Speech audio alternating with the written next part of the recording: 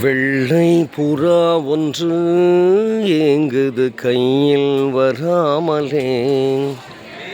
வெள்ளை புறா ஒன்று ஏங்குது கையில் வராமலே. நமது கதை புது கவிதை, இலக்கணங்கள் இதற்கு இல்லை. நானுந்தன் பூமாலை.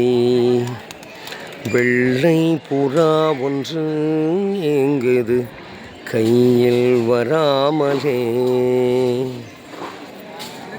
கங்கை வெள்ளம் பாயும் போது கரைகள் என்ன வேலியோ.